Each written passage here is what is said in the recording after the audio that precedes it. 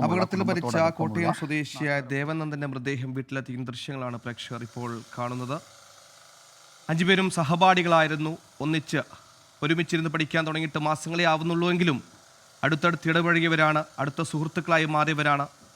ഒരു രാത്രി, തിരക്കിനിടയിലെ ഒരു രാത്രി സിനിമാ തിയേറ്ററിലേക്ക് പോയ വിദ്യാർത്ഥികളാണ്. പക്ഷേ അവർ വിചാരിച്ചിരുന്നില്ല യാത്ര ഇങ്ങനെയാകുമെന്ന്. 11 പേർ യാത്ര ചെയ്ത തവേര KSRTC ബസ്സിലിടിച്ച് ഇന്നലെ രാത്രി വൈകി വന്ന നമ്മേറെ ആലോചനപ്പെടുത്തുന്ന വാർത്ത, മലയാളി അങ്ങേറ്റം സങ്കടക്കടലായെത്തിയ വാർത്തയാണ്. മെഡിക്കൽ സ്വപ്നവുമായി ആദ്യ വർഷ ബിരുദ വിദ്യാർത്ഥികൾ ഡോക്ടേഴ്സായി തിരിച്ചു വരുന്ന പ്രതീക്ഷയിൽ നാട്ടുകാരോടും വീട്ടുകാരോടും യാത്ര പറഞ്ഞു മടങ്ങിയ വിദ്യാർത്ഥികളാണ് ഇത്തരത്തിൽ പെട്ടെന്ന് പുനിഞ്ഞ ജീവനുകളായി മാറിയത്. ഇപ്പോൾ ടോബി ജോൺസൺ കോട്ടയം ചെയ്യുന്നു. ടോബി, ദേവനന്ദന്റെ ഭൗതികദേഹം ഇപ്പോൾ വീട്ടിലെത്തിക്കുന്നു എന്ന് മനസ്സിലാക്കുന്നു. നമുക്ക് സംസ്കാരം സംബന്ധിച്ച വിശദാംശങ്ങൾ എന്തൊക്കെയാണ് ഈ ഘട്ടത്തിൽ ലഭിക്കുന്നത്? എന്താണ് അവിടുത്തെ ഒരു സ്ഥിതിവിശേഷം നിലവിൽ?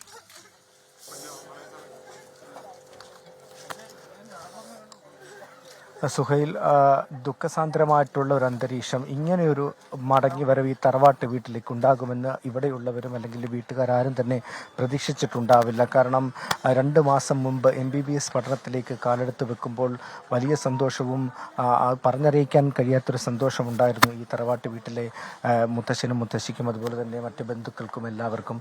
എന്തായാലും അതിൽ നിന്ന് 2 മാസം പിന്നിടുമ്പോൾ ഇത്തരത്തിലുള്ളൊരു ദുരന്ത വാർത്ത ഈ വീട്ടിലേക്ക് എത്തുമെന്നും അതിന് പിന്നാലെ ഇപ്പോൾ ഈ കാണുന്ന ചേതനയേറ്റ ശരീരം ഇവിടേക്ക് ദേവദത്തിന്റെ എത്തിക്കേണ്ടി വരുമെന്ന് ആരും തന്നെ പ്രതീക്ഷിച്ചില്ല. അതുകൊണ്ട് തന്നെ വലിയ ദുഃഖസാന്ദ്രമായിട്ടുള്ള ദുഃഖം തളം കെട്ടി നിൽക്കുന്ന ഒരു അന്തരീക്ഷം തന്നെയാണ് കേരളത്തെ സങ്കടക്കടലായെത്തിയ വാർത്ത വരുന്നത്. മെഡിക്കൽ വിദ്യാർത്ഥികളാണ്. വണ്ടാനം മെഡിക്കൽ കോളേജിലെ 1ാം വർഷ ബിരുദ വിദ്യാർത്ഥികൾ.